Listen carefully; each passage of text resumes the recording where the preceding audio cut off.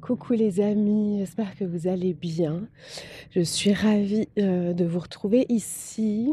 Ça fait quelque temps que je n'ai pas tourné de vidéo pour Et si on essayait. Et aujourd'hui, et si on essayait juste de se balader un petit peu, de pouvoir voilà, aller respirer, aller mettre un peu de mouvement dans le corps. J'avais déjà envie de profiter du soleil, de récupérer là toute cette belle énergie. Ça fait tellement du bien au moral et si vous n'avez pas de soleil où vous habitez, je vous en envoie tout plein. C'est tellement important.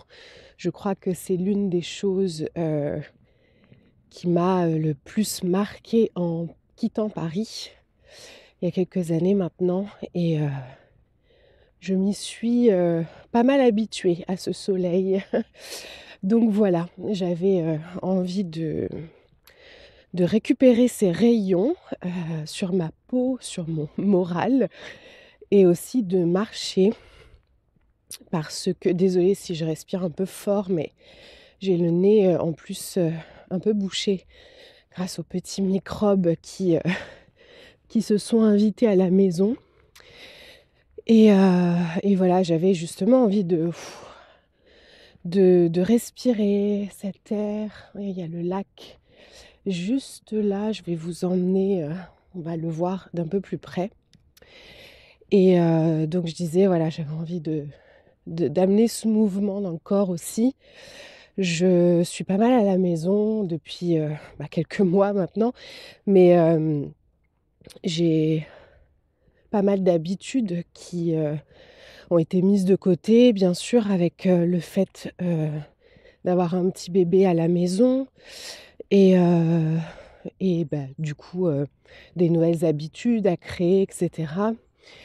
Et je suis quelqu'un qui a pas mal de petits rituels, qui aime, comment dire?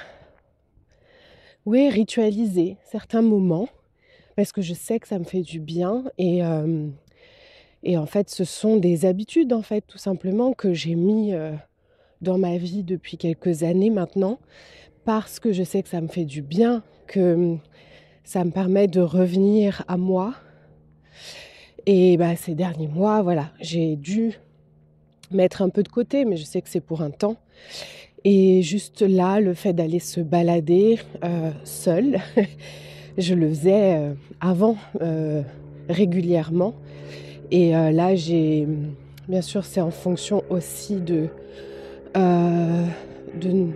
notre organisation familiale, j'ai envie de dire.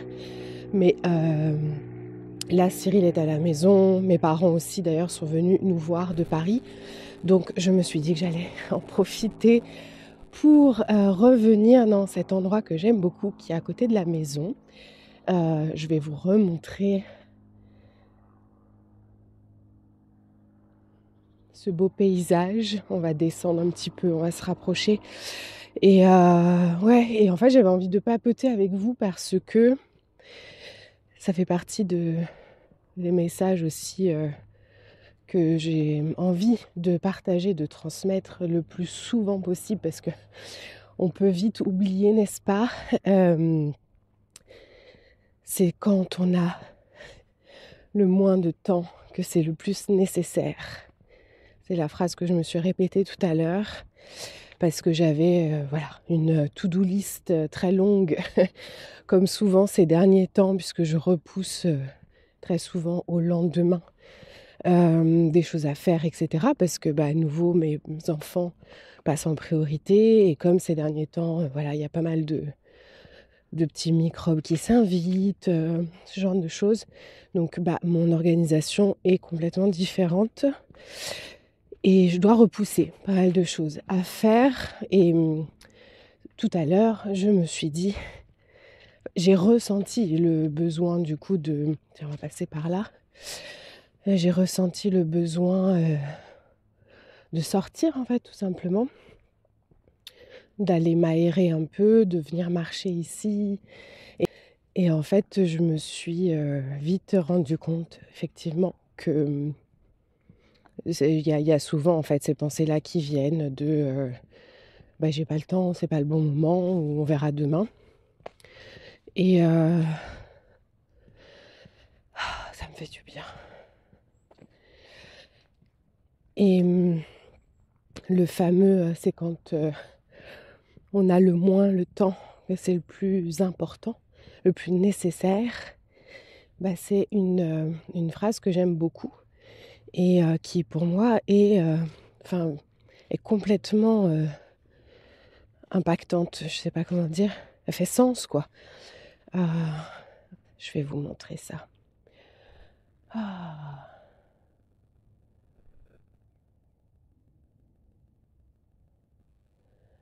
Ça, c'est le calme.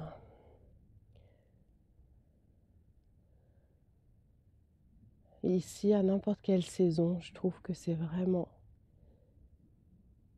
trop beau. Moi, ça me permet de déconnecter complet. C'est juste à côté de la maison. J'adore. Je vais continuer à marcher de ce côté. Comme ça, vous allez voir. Oui, donc pourquoi je voulais vous partager un petit peu ce message de c'est quand on a le moins le temps que c'est le plus nécessaire. C'est parce que ça fait partie très souvent des échanges que j'ai avec vous sur les réseaux. Quand je parle de certains rituels, de certaines habitudes, etc., très souvent on me dit mais moi j'ai pas le temps, tu vois, j'ai pas le temps en fait déjà de ralentir et puis j'ai encore moins le temps de me créer comme ça des habitudes, des rituels dans ma vie. Et je comprends tout à fait. Ça, c'est clair. Je suis bien d'accord que parfois on se sent complètement la tête sous l'eau en fait. Et puis juste là, le fait d'aller se balader, eh ben, on va se dire c'est pas la priorité. Je remets à plus tard. Et je pense en fait que ce qui fait sens pour moi aussi à partager aujourd'hui, c'est le fait de cette gymnastique en fait au quotidien, de toujours revenir à soi et de toujours avoir cette bienveillance en fait envers soi-même et de se dire, de se rappeler que non, ce n'est pas normal d'être épuisé, que c'est pas normal de courir à 1000 à l'heure tout le temps, et que c'est un vrai cadeau et oui, de la bienveillance et même du respect en fait envers soi-même, de s'autoriser ces moments-là où on ralentit, mais ça peut être même juste 5 minutes. Pour ça aussi que le terme d'habitude ou de rituel, etc., on a toujours l'impression que c'est quelque chose qui va nous prendre beaucoup de temps et pas du tout. D'ailleurs, c'est pour ça que j'ai écrit mon livre Voyager au cœur de soi. J'avais vraiment envie de regrouper à l'intérieur tout ce qui fait sens pour moi en termes d'habitudes, de rituels, et tout ce qui est simple à mettre en place en fait. Juste d'aller marcher. Alors oui, on peut très bien se dire, voilà, j'ai pas le temps, à nouveau, c'est pas une priorité, etc. Mais une fois qu'on le fait, on se rend compte que ça peut prendre juste, là, je sais pas, je pense que je vais marcher pendant peut-être 20 minutes, même 20 minutes. C'est déjà énorme. Et alors bien sûr, on n'a pas forcément ce beau paysage à côté de chez soi. Donc ça peut être juste de se mettre dans une pièce au calme et de venir respirer en conscience. Je vous parle beaucoup de la respiration, mais pour moi, c'est quelque chose qui est accessible, qui est tellement naturel parce que c'est notre souffle, c'est notre respiration et qu'on peut utiliser à n'importe quel moment et n'importe où. Et là, à nouveau, c'est cette gymnastique de revenir à soi et de de se créer ça comme habitude. Venir respirer en conscience en faisant de belles, inspirations et expirations profondes et juste peut-être même visualiser ce qui se passe à l'intérieur, ça peut être tellement transformateur pour notre journée, mais encore faut-il y penser, certes, mais justement, à force de le faire un peu tous les jours, donc oui, c'est de la persévérance, c'est vrai.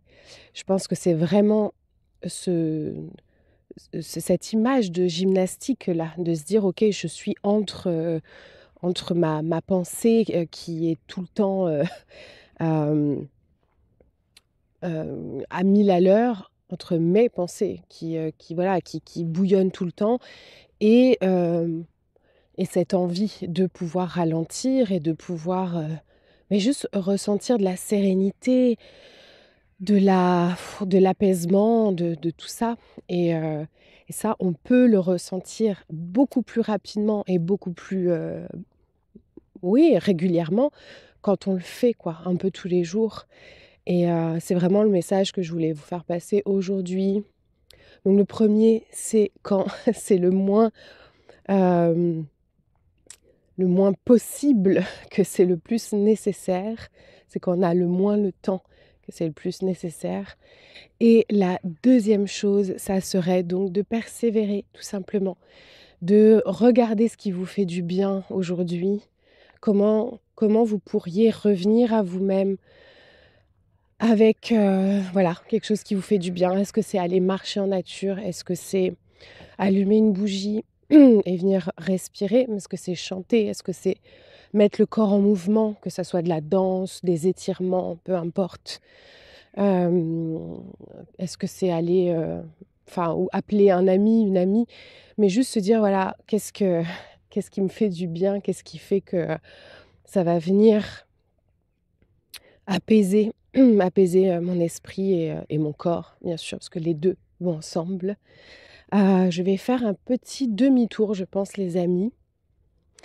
Je voulais faire le tour du lac, mais là, à nouveau, voilà, ce sont, des compromis avec moi-même. Ouais, je suis très fière de prendre ce temps pour, venir marcher. Mais par contre, effectivement, je n'ai pas, le temps nécessaire devant moi pour faire le tour du lac, mais c'est pas grave, c'est mieux que rien, n'est-ce pas? Donc voilà, j'espère que ces petits mots viendront, d'une façon ou d'une autre vous inspirer et peut-être juste vous rappeler en fait que vous avez le droit de ralentir, que vous avez le droit juste d'avoir une soupape comme ça de décompression avant que ça n'explose. On c'est trop courant aujourd'hui, comme je vous disais tout à l'heure, le fait de se sentir, mais juste, à bout en fait, c'est pas normal. Je suis désolée. Je le redis, j'ai besoin de le repartager ici. On a le droit en fait de pouvoir s'octroyer quelques minutes de pause plusieurs fois par jour. Parce qu'en fait, on est d'autant plus efficace si vraiment on veut parler d'efficacité dans dans notre vie et dans ce qu'on met, en place, que ça soit dans notre travail ou dans notre vie perso. Bah, voilà, dans ce cas-là, à force de mettre ces rituels en place et de pouvoir s'autoriser, ces moments où on vient, se se réénergiser en fait, se nourrir d'autres choses, de choses, vraiment hyper positives et bah, du coup, le reste de la journée, le reste de la semaine, on est d'autant plus efficace et on reconnecte comme ça avec, notre joie intérieure, avec, nos envies, nos rêves. On sait d'autant plus où sont nos limites. C'est hyper important. Hem et d'ailleurs, quand on arrive à comme ça, voir sur, notre échelle où se trouvent nos limites, franchement, quand on prend ce temps-là, on peut plus passer à côté ensuite. C'est-à-dire qu'on sait très bien les limites, où est-ce qu'elles sont et voilà, c'est important, je pense, vraiment, de s'écouter. D'ailleurs, ça fait partie des questions aussi qu'on m'a posées, il y a quelque temps sur Instagram quand je vous avais mis une petite boîte à questions. C'était donc des questions un petit peu sur tous les sujets que vous vouliez. Et on m'avait dit en quoi c'est important, en quoi c'est nécessaire de... On me parlait de reconnexion à soi, en fait. Et je comprends qu'on puisse être complètement déconnecté de ça et de cette vision, en fait, de la vie. Parce que, justement, on est à milieu de tout ça, dans cette société qui va toujours très, très vite. Alors que pour moi, c'est la base, justement, cette reconnexion à soi, donc qui peut être mise en place de plein de façons différentes. Comme je vous disais, je vous partage tout ça aussi dans mon livre, vraiment. J'ai mis tout tout ce que je pensais dedans. Mais pourquoi c'est important? Parce qu'on s'oublie, en fait, c'est juste ce que je viens de dire il y a 2 secondes. C'est que le fait d'être en pilotage automatique chaque jour, on oublie qui on est, on oublie où est-ce qu'on veut aller, on oublie où est notre joie, on oublie ce qui nous amène de l'apaisement, de la sérénité. Aussi, quand on fait cette reconnexion en fait à soi, je pense qu'on a beaucoup plus de résilience aussi,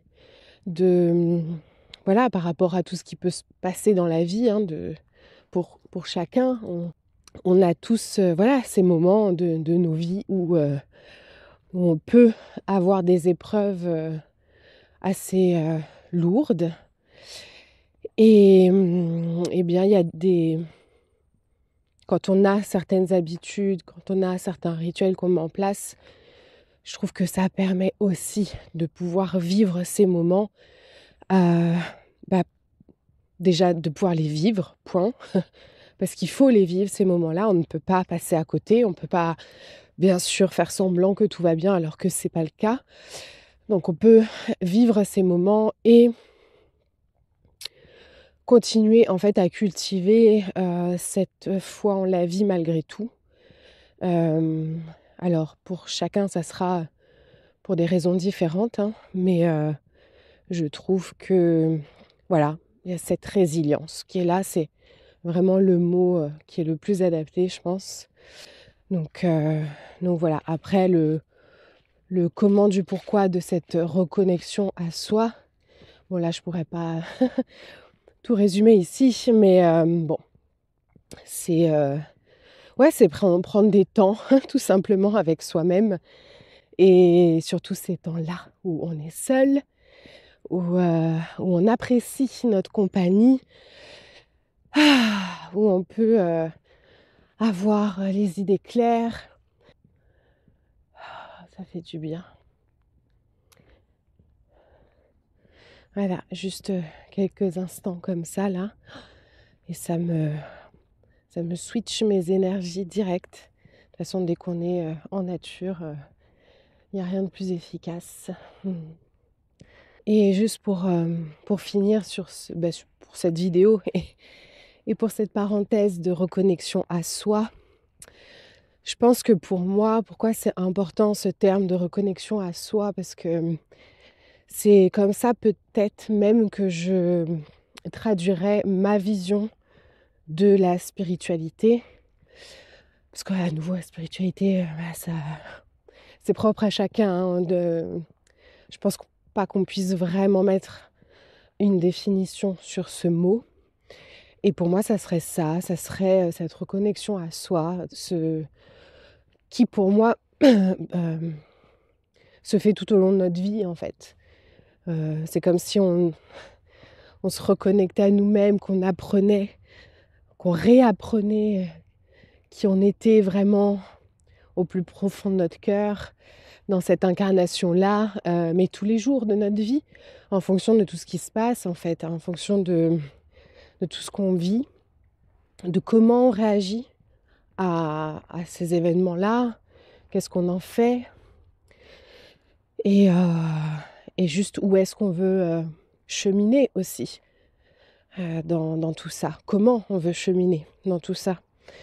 Donc voilà, et je pense que ces réponses-là, qui peuvent changer, hein, bien sûr, tout au long de notre vie, mais ces réponses, on les trouve quand même dans ces instants, en fait, avec nous-mêmes.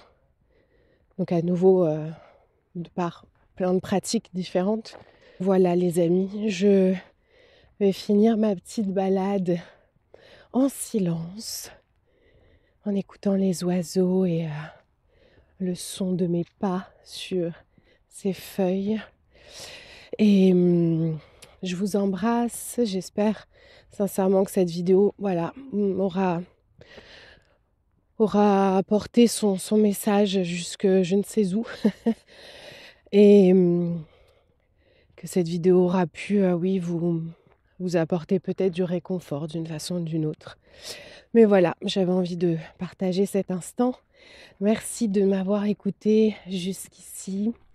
Je vous embrasse très très fort et prenez soin de vous. Et je vous dis à tout bientôt. Bisous.